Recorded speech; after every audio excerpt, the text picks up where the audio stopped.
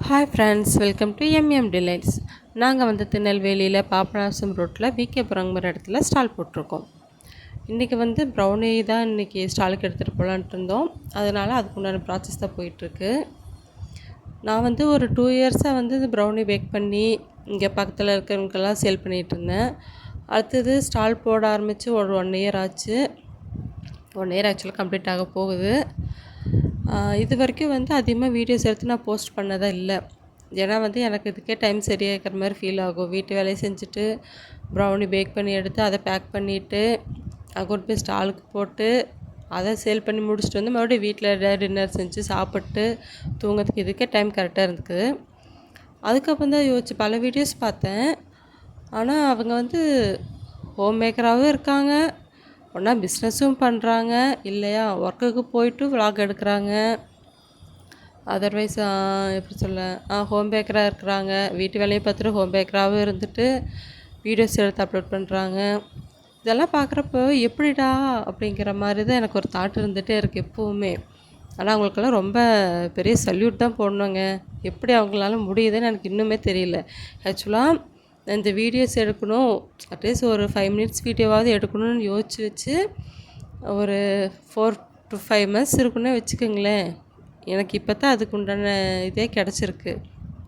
அப்படிங்கிறப்ப டெய்லியும் அவங்க பண்ணுறது எல்லாத்தையும் வீடியோ ஷூட் பண்ணி அதை எடிட் பண்ணி அப்லோட் பண்ணி, அப்பா எப்படி அவங்களால முடியுதுன்னு இன்னும் தெரியல.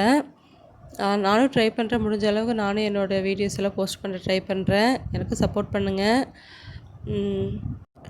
ஒரு நாளைக்கு 2 மெனு எப்போயுமே ஃபிக்ஸ்டாக இருக்கும். ஒன்றா வந்து ப்ரௌனி எப்போயுமே டிஃபால்ட்டாக அது இருந்துக்கிட்டே இருக்கும் டெய்லியும் நம்ம ஸ்டாலில். அது கூட ஒன்றா பிளாண்டி இல்லை ட்ரீம் கேக் இல்லை ப்ரௌனி பாப்ஸு, குனாஃபா சாக்லேட்டு, பிளாண்டி, இந்த மாதிரி ஒவ்வொரு ஐட்டம் வந்து டெய்லியும் மாற்றி மாற்றி போடுவோம். எது வந்து அப்போதைக்கு அவைலபிளாக இருக்கோ இல்லை எது வந்து சாப்பிடுவாங்களோ எல்லாம் விரும்பி வாங்குவாங்களோ அதுக்கேற்ற மாதிரி தான் நாங்கள் வந்து ப்ரிப்பேர் பண்ணி எடுத்துகிட்டு போகிறோம். இந்த ஐட்டம்ஸ் எல்லாம் வந்து ரெடி பண்ணுறது கூட ஓகேங்க, அது எப்படியோ ஓரளவுக்கு மேனேஜ் பண்ணிக்கலாம். ஆனால் அந்த பேக் பண்ணி கனெக்ட் போட்டு அதை க்ளோஸ் பண்ணி அதுதான் ரொம்ப பெரிய வேலையாக தெரியும். ஏன்னா பேக்கிங் தான் வந்து இருக்கிறதுல வந்து அட்ராக்ட் பண்ணுற மாதிரி இருக்கும் அவங்களுக்கு. நம்ம என்ன தான் டேஸ்டியாக கொடுத்தாலும் அவங்க பேக்கிங் பார்த்து தானே ஒரு சிலர் வாங்குவாங்க. ஸோ அந்த பேக்கிங்க்கு நம்ம இம்பார்ட்டன்ஸ் கொடுக்க வேண்டியதாக இருக்குது. ஸோ அதனால் பேக்கிங்கில் தான் ஒரு கொஞ்சம் ரொம்ப அதிக நேரம் ஸ்பெண்ட் பண்ணுற மாதிரி ஒரு ஃபீலாக இருக்கும். நீங்களும் சப்போஸ் ஹோம் பேக்கராக இருந்தீங்கன்னா உங்களுக்கு இந்த ஃபீல் வந்திருக்கான்னு கண்டிப்பாக சொல்லுங்கள். நாங்கள் வந்து 40 ரூபீஸ்லேயே போடுறோம், 100 ரூபீஸ் பேக்கும் போடுவோம். இல்லை உங்களுக்கு 1/4 கிலோ 1/2 kg வேணும், அது மாதிரினாலும் நாங்கள் செஞ்சு கொடுத்துட்டு தான் இருக்கோம்.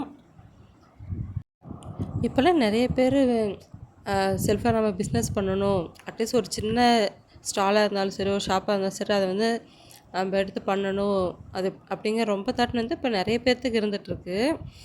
அது இதுக்கு முன்னாடியெல்லாம் பார்த்தோம்னா நம்ம ரோட் சைட் ஷாப் வந்து அதிகமாக பார்க்க மாட்டோம். மீறி போனால் இந்த ஃப்ரைட் ரைஸ் கடை, பானிபூரி, இந்த மாதிரி தான் அதிகமாக பண்ணிகிட்ருப்போம், பார்த்துட்ருப்போம்.